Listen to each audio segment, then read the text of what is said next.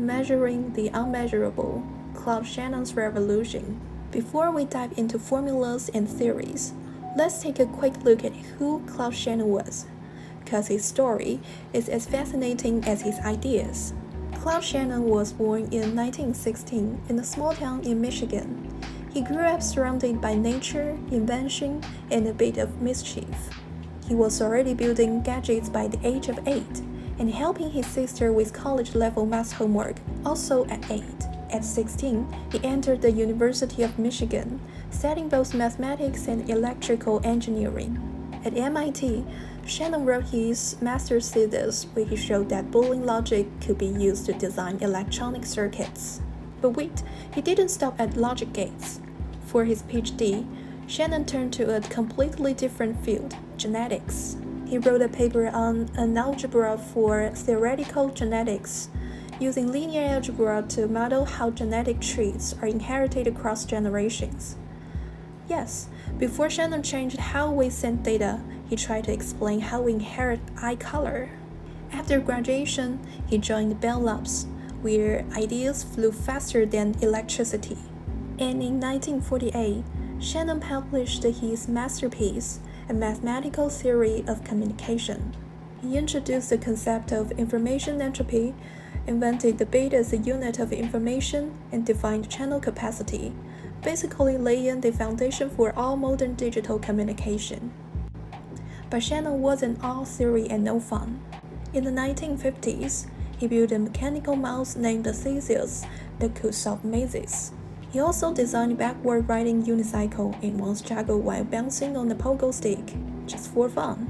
He loved the games, logic, music, and magic tricks.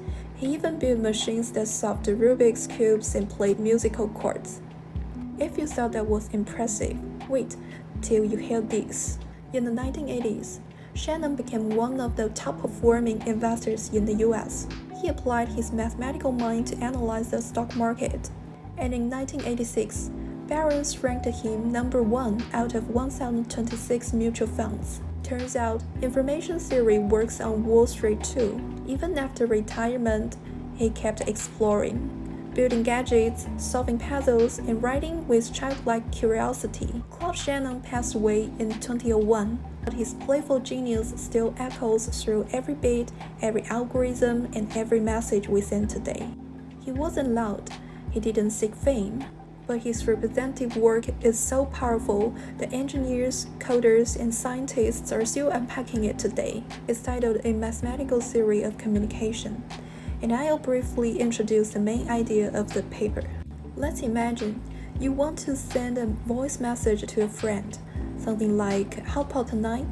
That message starts here, at the information source. Next, your phone converts your voice into digital signals. That's the job of the transmitter. The signal then travels through some kind of channel, maybe Wi-Fi, cellular data, or even fiber optics. But here comes the troublemaker, noise. It could be anything, background interference, bad connection, or just bad luck. It messes up your signal a little bit. Then the receiver on the other side, your friend's phone, tries to clean it up and turn it back into a message. And finally, it reaches the destination. Your friend hears the message, "How about tonight?" Shannon took this everyday process, which seems simple, and asked the deep question, how much information can we send through this noisy channel and still make sure it's understood correctly? This question gave birth to the entire field of information theory. Entropy is all about surprise. It tells us how uncertain we are about a random outcome. If we flip a fair coin, heads or tails are equally likely. That's total uncertainty. Shannon calls it one bit of entropy. But if we use a biased coin, say it lands heads 90% of the time, then we are much less surprised. So entropy drops. It's less than 1. You can see in this plot, entropy peaks when the outcome is perfectly balanced, p equals 0.5, and drops towards 0 when we are more certain. So in short, more uncertainty, more entropy, less surprise, less information. Alright, let's talk about the source. A discrete source just means something that sends out a sequence of symbols, like letters in a book, or numbers from a sensor. Shannon assumed that the source is ergodic and stationary, which basically means its long-term behavior is stable and predictable over time, like how English text follows a certain pattern no matter which paragraph you read. His big insight is that we can compress the data as much as possible, down to its entropy and not lose any information. That's what the source coding theorem says. Any discrete source can be compressed to its entropy without losing information. For example, think about Huffman coding. It gives shorter codes to common symbols like E in English, and longer codes to real ones like Z or Q. That way, we save space without losing any message content. And that's exactly how file compression tools work today. Channel capacity, another core concept in Shannon's theory. In simple terms, channel capacity is the maximum rate at which you can send information reliably over a channel. For a perfect noiseless channel, we can just count how many possible messages we can send in a time. That gives us this formula, where n of t is the number of distinguishable messages you can send in time t. But in real life, we always have noise, so Shannon went further. He defined the capacity of a noisy channel like this. This is the maximum mutual information between what you send and what is received. Optimize the overall possible input distributions. Think of the channel like a pipe. The wider the pipe, the more water it can carry. The narrower the pipe, the lower the capacity. The noisy channel coding theorem, Shannon's most mind-blowing result. Imagine you are sending messages over a noisy channel. Maybe your internet is shaky or you are in a loud room. Shannon proved something amazing. If your message rate is lower than the channel's capacity, you can transmit almost error-free, even with noise. That's the core of the noisy channel coding theorem.